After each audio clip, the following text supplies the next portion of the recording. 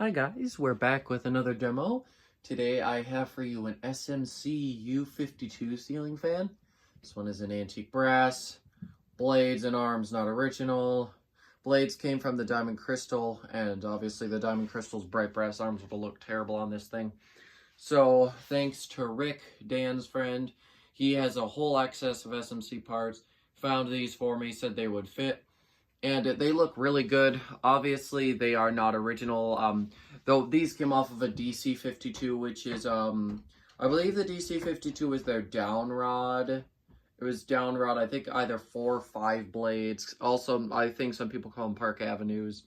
But yeah, back to the point. Wasn't too sure how they would look, because I'm pretty sure the U52 blades, this one's from 1987 here, and I'm pretty sure that they would usually be a teeny bit wider, but I think it looks terrific, and it moves a good amount of air, so I don't really care.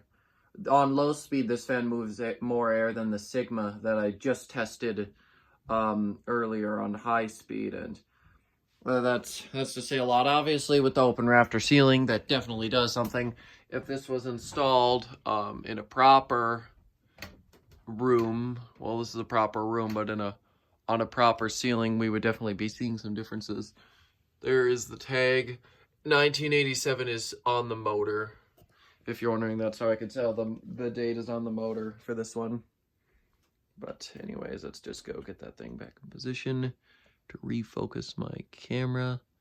Terrific. Okay, let's go ahead and start the fan on low. This fob is original. That came with the fan.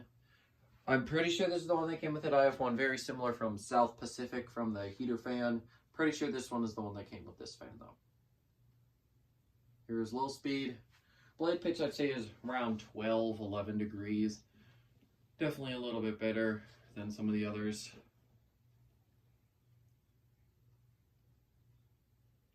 So there is low speed. Fan's got a hum, but I'm so used to fan hums that I mean, it's sad that it's not whisper quiet, but I'm used to it. Alrighty. I think I'm gonna go ahead and turn it up to medium speed now. Already moves a decent amount of air.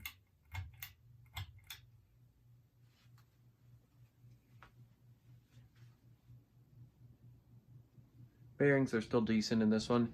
This one has a UFO motor in it. It's shaped like a UFO, that's why they call it that.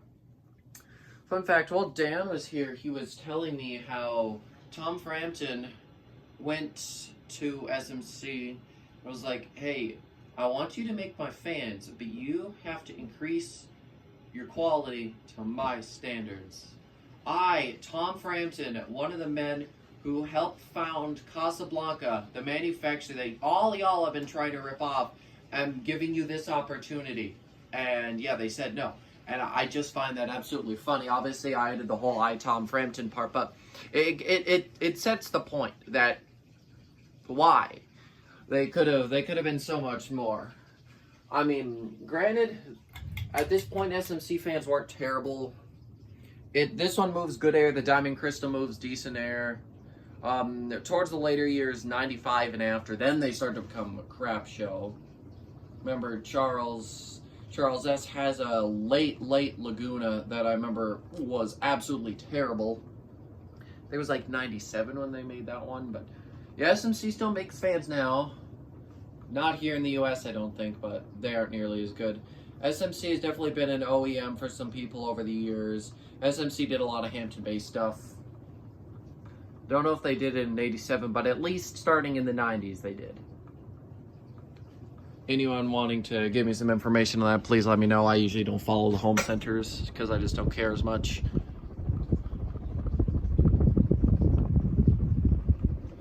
A little bit of a rocking noise, it's fine.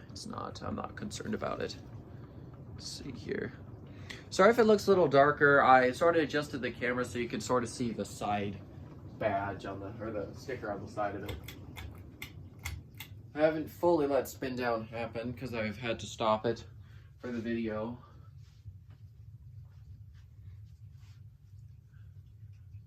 Yeah, I really do like the look of the U52 here. sort of reminds me of a New Tone Hug the Ceiling, but not exactly. There are a lot of differences. Obviously with how the switch housing looks, blades, blade arms.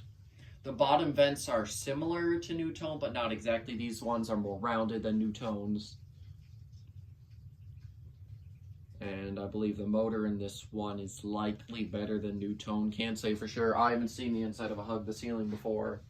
I think I've seen like 3 or 4 of them on my Craigslist, but none of them were free and none of them were worth my time. Someday a Hug the Ceiling would be cool, but yeah, not right now. I like this one though. This is I've only got a couple huggers, really. Some truly classic huggers. I don't really count the Cran Fan as a classic hugger because, I mean, yeah, it's a hugger, but it's not like a classic hugger like this. You know, you got the typical hugger mount, this is just the standard switch housing. You know, it's not like the Encom.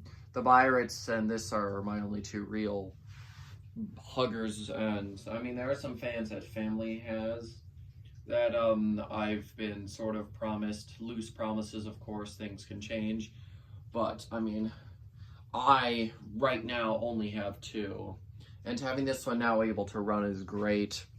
I absolutely love this fan, moves tons of good air, and I'm happy because there's no other fans I can really put up to test right now, so this one can stay. There we go. The fan is stopped. Once again, I want to give a big thank you to Rick for these blade arms. The fan is absolutely terrific. I love it so much. And yeah, thanks to Dan for bringing them down to me and having a lot of fun. Still, that was definitely one of the best nights of my life. But yeah, with that, I'm going to end the video, and I will see you next time. Goodbye.